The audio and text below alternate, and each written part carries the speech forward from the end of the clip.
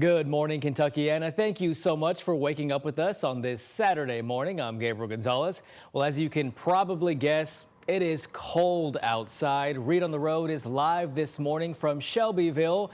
There are lots of outdoor activities across the city today. Reed, you are at one, and you're also cold outside. Good morning.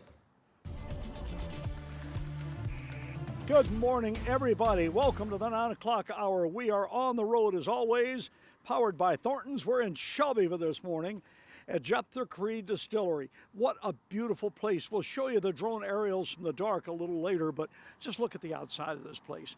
This spells the holiday season when you come out here. Just a beautiful place, but as Gabe said, it is cold. Let's go inside where it is toasty warm. We're walking through the light lane here. You talk about Christmas, they've got a lot of it here. We're going to go inside nice and warm, toasty warm. You haven't seen anything yet. Hi, welcome to Jeptha Creed. Good morning. Good morning. This is Autumn Nethery, Hi. the co-owner here. Yes. Come on in. Oh, this is nice. Much warmer than out there. What a beautiful sight in here. As we look around, everything in here says the holidays. This is like walking into a country Christmas. Yes, we're very excited to have you guys here this morning. Oh, you've really overdone it this year with the lights and everything. Oh, we take Christmas pretty seriously around here. I believe it. We're proud to be here. Temperatures right around 30 degrees this morning around the area. About 32 is the warmest I've seen. It's 30 here in Shelbyville and in Louisville. Let's take a quick look at the Light Up Louisville forecast. They're lighting up the city today and tonight. And temperatures aren't going to vary a great deal today. We're going to do good to get into the upper 30s. 40 would be, I think, about the most we're going to get, but I'm thinking upper 30s, and that's really, it's going to hang. We're going to talk about everything here at the distillery. Yes. A lot of Christmas here. Yes, we've got a lot of Christmas, a lot of cool stuff for you guys to come check out. Okay, we can't wait to do it. Thank you for having us. No problem. Thanks for coming. We're really pleased to be here. Now, what we're going to do, let Gabe take over. We're going to go back by the fireplace, warm up, and we'll see you again in about 15 minutes from right now. And we thank you for being here on this Saturday morning. All right, sounds good. Thank you, Reed. After a week full of public meetings, the JCPS School Board has called for a pause on a facility proposal that was set to close and consolidate some schools and programs. WHAS 11's Clarice Shaley and photojournalist Levi Hammer have reaction from one of the affected schools. Friday school dismissal at King Elementary School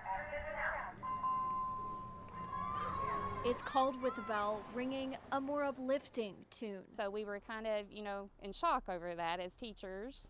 We were relieved. Fourth grade teacher Ruthetta Ashley saw the news in class. The JCPS school board just after 3 in the afternoon calling for a hold on the proposal that would close, sell, and consolidate some schools like King. Is this truly the best decision to make, to close the last remaining elementary school in Shawnee?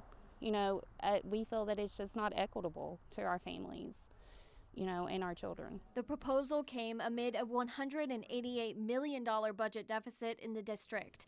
If closed, the plan suggests consolidating King Elementary School students into Maupin Elementary, about 3 miles south. They're calling for this timeout. In effect, they're saying to the superintendent, we need to think about this a little bit more. That's former JCPS board member Sam Corbett, WHAS 11's longtime education expert. I guarantee you they all were overwhelmed with phone calls, emails, text messages, social media posts. They clearly heard from the community. The board is asking that Dr. Brian Yearwood and his team dedicate more time and resources to provide a more thorough and detailed justification for their recommendations, and are asking for this to include specific academic, fiscal, and logistical benefits for each proposed change.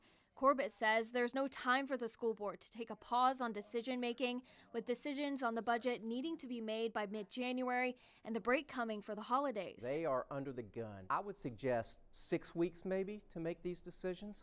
You're already seeing a delay as it relates to the school closures. The time gives King Elementary hope. We are actually talking about perseverance at King Elementary this week. So this is a true message to these kids of never giving up, never losing hope when things get tough. We've got to keep working and keep going. A lesson for the young minds of JCPS, while the top school administrators may be reviewing their notes ahead of the important school board vote. With photojournalist Levi Hammer, Clarice Shaley, WHAS 11 on your side. And JCPS board members will now vote on the motion to pause the proposal on their December 9th meeting. They say, quote, "It's not a vote against the need for necessary changes, but rather a step to ensure the process is as thorough as possible," end quote. And with the JCPS budget in the spotlight, WHAS 11 asked JCPS in an open records request how many central office employees make six-figure salaries. Their response, 485 employees at non-school locations are making $100,000 or more. If you do the math, if every person were to make $100K even, that adds up to $48.5 million of JCPS's budget. We are learning more about the crash that sent an officer and another person to the hospital. LMPD says the other driver, Anthony Lewis, is now being charged with a DUI. LMPD says an officer was responding to a break-in around 3:20 Friday morning when he collided with another car at the intersection of 2nd and West Market Street. LMPD said the officer involved went to the hospital but has since been released and is now recovering at home. We have a correction for you on a story that we brought you yesterday morning. In a story about the Metro Council mask ordinance, we said the independent council member voted no on the ordinance, but that was incorrect. Paula McCraney voted yes for that ordinance. We do regret the mistake, and we work to bring you the most accurate information here on WHAS 11. Well, 4 years after the killing of a construction worker and father of 5 on the Watterson, Keyshawn Stewart will now spend life in prison. A jury found Stewart guilty on several charges, including murder. The shooting happened in November of 2021 when Stewart killed 37-year-old Fred O'Bannon Jr., and he shot an LMPD sergeant who did survive.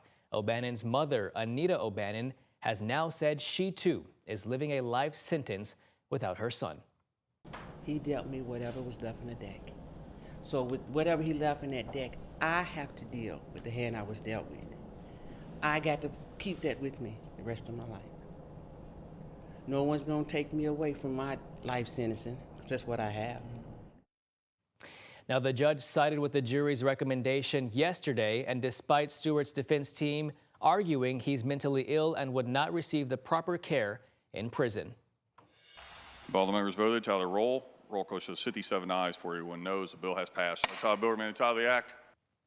The votes for redistricting in Indiana are now moving forward. It's the state Senate's turn to decide whether to redraw the map. Now, this is another step forward with the months-long redistricting debate. The proposed map would put Clark and Floyd County in the same congressional district as downtown Indianapolis. Republican lawmakers feel pressure from the White House to redraw district maps from the benefit of Republicans. Now, this process usually happening following the census. House Republicans acknowledge they were taking an unprecedented step, but say many Democrat-led states did it in the past. The Indiana House debated for hours over this issue. Democrat Representative Robin Shackelford asked the map sponsor about where this new map came from. The Republicans used a third party to obtain the data for the maps. Which company was that, and was it a nonpartisan company?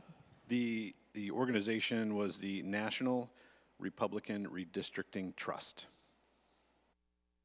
Okay, so then I'm assuming it was not nonpartisan. I think that would be a correct assumption. Now, in 2024, before the current map was adopted, Indiana lawmakers held public hearings in all 9 districts before it passed. Lawmakers held a public comment session in the House chambers, and out of 43 people, 41 were against the redistricting.